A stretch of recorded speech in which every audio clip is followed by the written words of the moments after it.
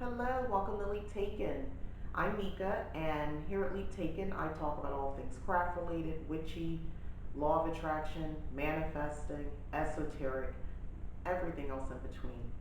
So today I want to talk about making a magical life, basically, and how I go about it. Now, I've kind of hinted at this in other videos, but I sort of wanted to break it down just a little bit more. I won't go all into it, and I promise not to go on too many tangents, but um, I do want to talk about this, and here's why. Again, it's at the top of the year. I'm in my Do Something Witchy challenge. I actually did my Something Witchy today, which was the full moon spell where you just sort of admire and soak up the energy of the full moon. So, as of this morning, where I'm at, the moon is so huge, and I just sort of just bask in the glow of it. And really just took that time this morning, to just recharge with that energy. I have been feeling it all week. So, or the past couple days, as the moon's been becoming more full, I felt that energy. This particular full moon has definitely been special. One thing that extra I'll be doing is, which I think a lot of us probably will anyway, is charging my crystals and some other magical supplies because I think this is a great time to do so with this moon. The energy's been so strong and magnetic. I felt very pulled and also a little cuckoo.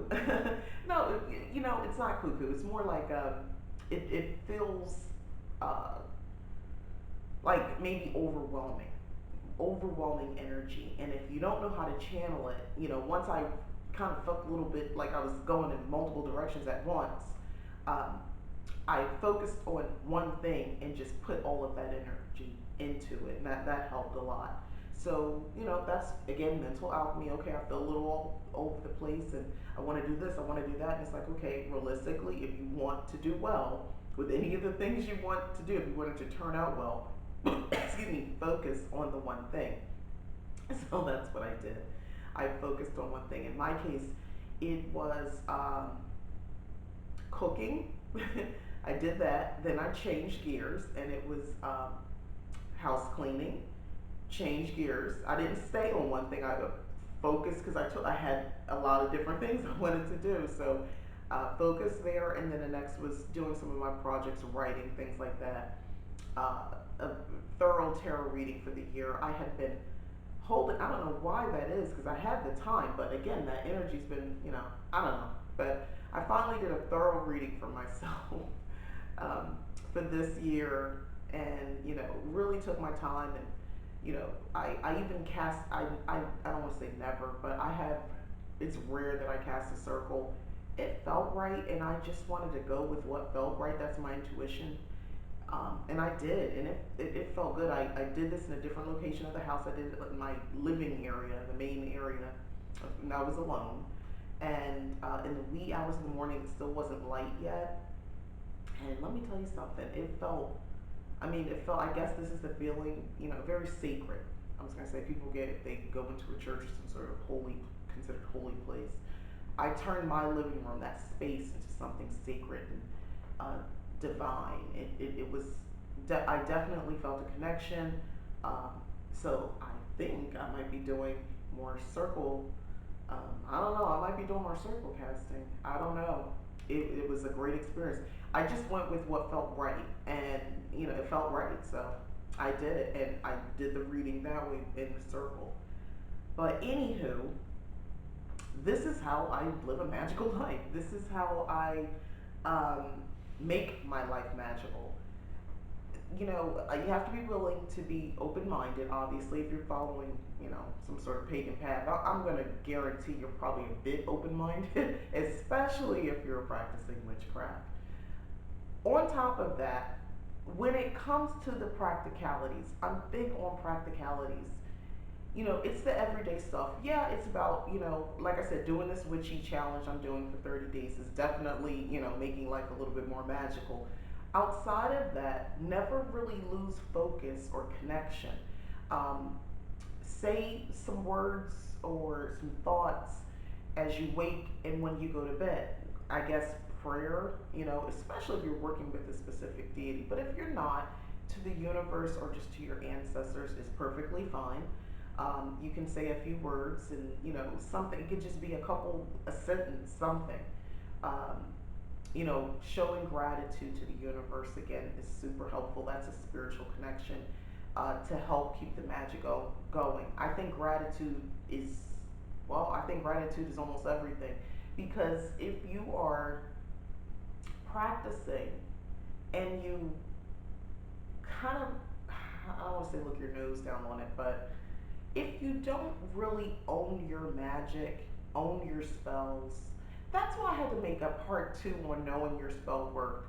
Because I only know this to be true because I belong to so many different groups, and people really struggle with knowing when their spell work. And if you don't believe it, then you can't possibly expect to continuously live this magical life where things are just happening for you. One, you won't even recognize or acknowledge that you made that happen. That was your energy that pulled this thing in your direction or pushed this thing away. That was your energy. Own it. I own it. It takes time because you have to learn to trust yourself. You might have think you summoned up enough trust to do that spell, and you believed in it, and in that moment you felt positive about the outcome of the spell. But the problem is sometimes after the spell, we don't seem to want to accept that it really did work. You really did manipulate energy to make this desired thing happen or outcome. Um, One would almost ask, why'd you do it if you didn't want to believe it was going to work? Or you won't believe the answers. Like you ask the question, you got an answer, you don't believe it.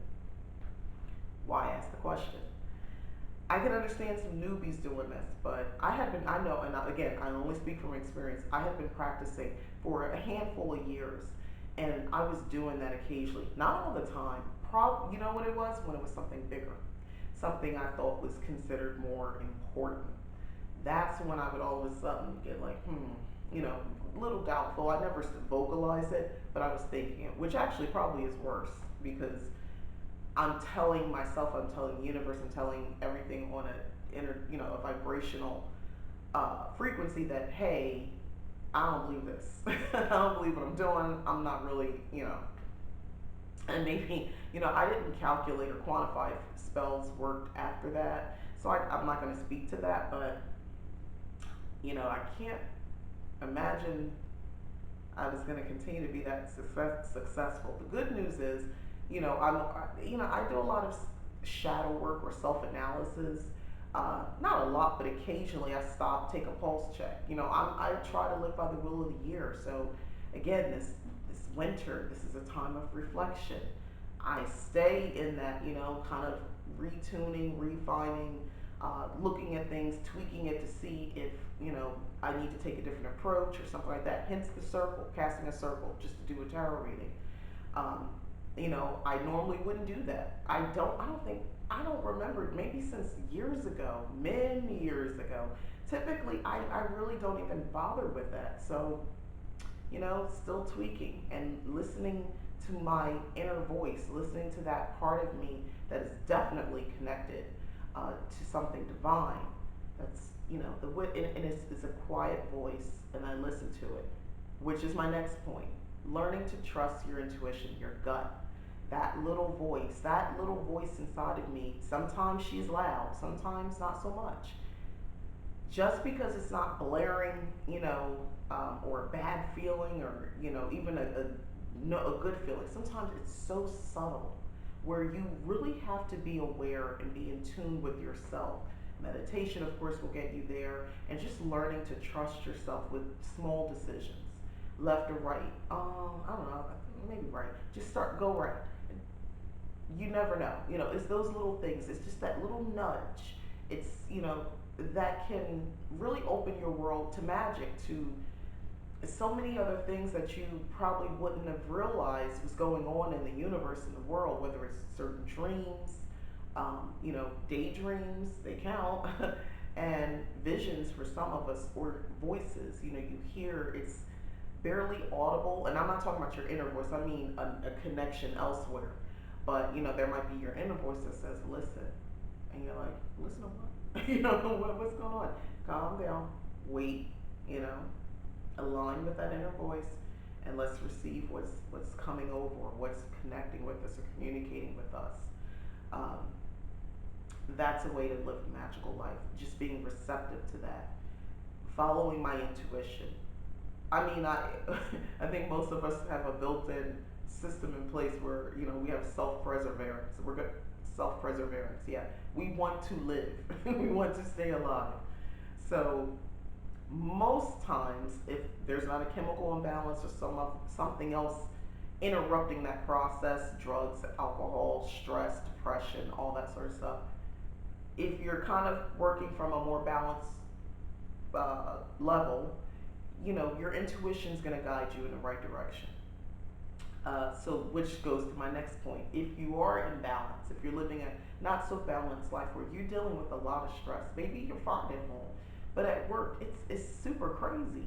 Whether it's physically stressful and demanding, or from mentally and emotionally, or all of those things. I'm thinking people in retail for sure, because it could be physically taxing, mentally taxing, and emotionally just crazy. Because it's not just you're working with. You got other people coming to you, and if you're more empathetic, and that's a whole other animal. I'm going to say spiritual baths are your friends. Do that shower ritual daily that I talked about in other videos, where you're standing in the shower and you just basically envision all of the negativity, the gook of the day, the stuff that you can't, the grind that you can't watch, see, other people's drama, other people's issues, bring it to the surface. Imagine it seeping out through your skin and just washing off, rinsing completely off your body. That's definitely going to be something you want to do that ritual often. You want to do some sort of ritual in the morning with your coffee, tea, water, where basically it becomes a potion that you speak your intentions to, for positivity, for healing, anything under the positivity realm to get you through the day. Again, magical life. So you're intentionally doing these things because you got a stressful job. But if so, let's say you're doing all those things, and sometimes it's overwhelming the day. It's just a lot. Or let's say you're doing that and you got kids. Let's just throw the whole thing in. Magical life for you is doing those things I just talked about. Probably you're gonna have to do this thing where be as present as much as you can, especially with your children. Let me start there. But other times, you will definitely need to learn how to sort of do this dual presence, where you're technically, prime example. You know how sometimes you're driving your car and you are in deep thought, and then you're home. You're driving from a place, you're going home. You're like, how the heck did I even get here? I don't even remember to drive. Clearly, you drove and you didn't risk anything. You didn't run anybody over. You didn't run into anything. It's like an autopilot. Yet you have these deep thoughts. You were so in your head. You weren't even talking to anybody. It's all in your head. We're thinking all this stuff out. Somehow you were able to do both. That's what I'm talking about. You gotta have to, not all the time, because sometimes you really need your full focus in one place or another. But there are gonna be times you're gonna have to learn that. Just think about when you're in the car, everything's on automatic. So if I'm in retail, back to that example. Years ago, I worked retail when I was much younger, so I have an idea. I hated it, so I knew that much. And for those who loved it, kudos to you. I realized that people are unnecessarily rude and mean because for some reason they think you are the store. They know that you're just a cashier or just a waitress or whatever. They know that. But when they're upset, you become the company and they unleash on you, which is ridiculous. Because of that, I never take that. Even when I talk to the manager, I try not to be disrespectful. I try to get my point across of what I'm dissatisfied with, or whatever. But or I just let it go and I just won't go back. I've worked that job and I know it's unnecessary. Don't act like that. Stop being a person always sending something back and don't just leave. Don't eat it. Well, I don't want my money's worth. Well, you know what? Sometimes it don't work out. Get over it. Anyway, so for those types of people where you are at work and you're dealing with that kind of stuff, you're going to, like I said, do this split dual, I call it the, I don't want to say split personality, but like you're kind of in two places at once. And just practice it. So, like again, back to the cashier. So you're going to ring up stuff, you smile when they come over, hi, how are you doing? Automatic responses. But you're keeping this sort of movie playing in your head of whatever that is. By the way, hint, suggestion, don't let the movie playing in your head be something that upsets you. That's not good. Uh, I'll give you something that you can try to use. Have you made some sort of connection with your ancestors? Do you go to a place in your mind where you're connecting, a visual place with smells, sights, sounds, the whole thing? I have. It takes practice, and I go back there every time I want to make a connection. I hear it's it's basically a dark void. I have a feeling we're outside. I want to say there's a ground and dirt, but I'm never really sure. I just know that there is like a huge cauldron with fire. I can hear the crackling. Think like old fashioned. There's crackling of the fire. I can hear that, and the flames, I should say. And there's a huge cauldron, and there's a bunch of figures in black who I can never make out who they are, male, female. I assume most of them are female. It's hard to tell. And some are standing, then there's the one sitting next to me. I see like their robed arms. I never see skin, but I know they're figures. I know they're my people, and they have. And I come there, and I'm always seated in a certain at the edge of the semicircle that's going around this cauldron. I can't see what's inside. It's just black space. There's barely any light, just enough really from the fire. And I see myself though, and no one touches me or anything like that. Sometimes things are handed to me, and when I come out from it, it's like I can almost feel it, or I feel if I drank ingested something, I kind of swallow. So that's how intense I can get with it. So um, practice doing things like that, not the exact thing, but if you have a specific deity, okay, let's go with Oshun, of course, because it's very popular. Let's say your meeting space in your mind is by a river, and you hear, nature, it's, birds and things buzzing, soft breeze through the, trees. You can feel the warmth of the sun on your skin. Get to a point where you're doing that, and this is what you're doing. You're trying to maintain these types of connections kind of throughout the day and still do your job. And again, you might not be able to do this every day and can't do it. Maybe do it all day, but try to do it at those stressful times. And these types of things, you're going to probably have a smile on your face. You might look a little bit more serious, but you'll have a ready smile. But this movie is like you're watching a movie, and you're hitting pause or muting for just a moment while you could just kind of put just maybe 80% more attention with this customer or whatever you're dealing with. Give it a try. And these are just, again, ways to bring magic into your life. When practical ways, when you are doing really mundane stuff that kind of feels like it's just smushing out the magic, and all of that. um, the other thing is when it comes to intimacy, if you're in a relationship or you're having sex, don't miss opportunities to employ sex magic. Don't miss opportunities and you're not performing as, because I hear people say things like, oh, well, shouldn't you tell your partner you're doing sex magic? It depends on what you're doing. If you're doing magic on them, well, that's different.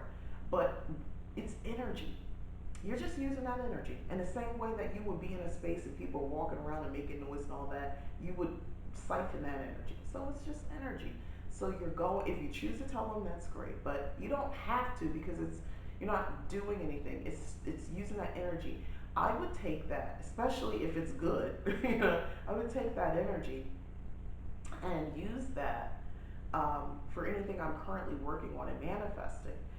So essentially, it works with any other spells. Basically, you raise energy, and then you code that energy or release that energy into something, of the spell, whether it's an object or the words or a candle or whatever. So you probably wouldn't have a candle near you. Maybe not. It might be difficult, but you can release it just strictly with your intention. So now we're just using our minds, our bodies and our minds. So you know going in what it is you're trying to do. So let's say it's excuse me, and I don't have anything to do with sex, by the way. You want a house. You want to use big stuff because that's a lot of energy. So you're having the intercourse, you're involved, but before you start it, that's what it is. So then you're going to intertwine your thoughts with what it is that you want, what it is that you desire. This thing, the house. We'll say that this you want to buy a house, and you're not going to be thinking about the details, the hows, because that's going to throw off your sex. Instead, you're going to be thinking about the joy, and it's going to intertwine with the ecstasy that you're feeling, the joy of home ownership, the joy of the house itself. If you have a specific house in mind, that's great. See yourself walking into the house, like fast images, while you're experiencing what you're experiencing. And when it's finally, at that point where, you release it, and you maybe say a little something in your head about releasing it, excuse me, into the universe. Excuse me, I knew it was coming. Anyway, that's another way to go about doing it. Again, bringing magic into your life. These are the ways you do it. They're practical approaches. It's not always about sitting down at an altar. Yes, please do, but it's not always that. Sometimes that's not practical. If you have kids running around, things like that. Also, when it comes to the kids, you don't need to bring them in. I've talked about that in a different video. If they don't want to, but little kids is a little easier. You kind of just, they don't really know, but you can speak things out loud, and they wouldn't question you or what, mommy, why are you saying that? Who are you talking to?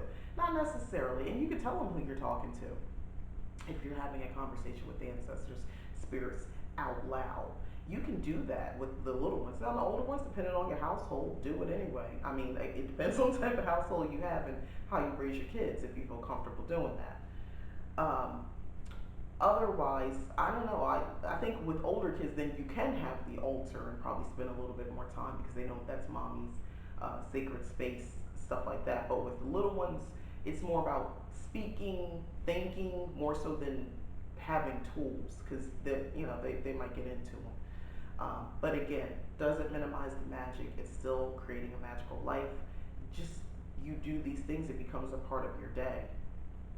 So yeah, that's pretty much. Oh, and one more thing, how could I forget? When you're cooking your food and all that, say a little words of protection over your food as you eat them, like saying grace. Get in the habit of saying that.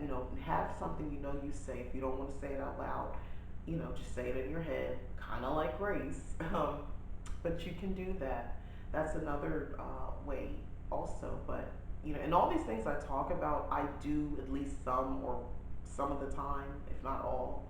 Um, and this is how I continue to me, the more you practice, the more you live in your truth, which is for me, practicing witchcraft, the more it becomes not so separate from mundane. It kind of all intertwines now for me. And I love that, by the way. I like that. Um, and I hope that me doing this channel and talking like this kind of neutralizes it. Everything doesn't have to be scary and something to fear because the big books have told you otherwise, or the ministers, or who, I don't know where you got the information from, that you're doing something that's consorting with evil and or the devil. I don't consort with evil or the devil. For me to consort with the devil would mean I would believe in the concept of the Christian devil, and I don't believe in that. So I don't consort with something that I don't think is true. So anywho, magical life. You know, it's all about what you do. It's the little things. It's the big stuff too. You know, that counts obviously, but it's the little stuff, the little words you speak over your babies before you tell them good night, to ask a specific deity or your ancestors to bless them and to protect them. That's magic. That's practicing magic. You are speaking your intentions over your children and communicating, sending this to communicate with another realm. That's magic. So that's how we do it. All right. Well, thanks again for watching. I'm Mika. This is Leap Taken. Please like the video if you've enjoyed what I've been talking about, and also please subscribe if you haven't already. And if you are a subscribed viewer, thank you. I really appreciate it. Again, I'm budding. I'm getting close to 100. I know that seems pretty small in today's YouTube, but for me, this is a huge deal because I didn't even know if anybody would watch any of this. So thank you. Really, thank you. All right, so thanks again, and look for more content. I'll have some fresh, some cool stuff coming into next week. I can't wait. I got my planner sitting here in front of me, and I'm gonna give a little preview. I'm gonna talk about the universe and does the universe talk back? I can't wait to do this video. So, all right, I'll talk to you guys next week.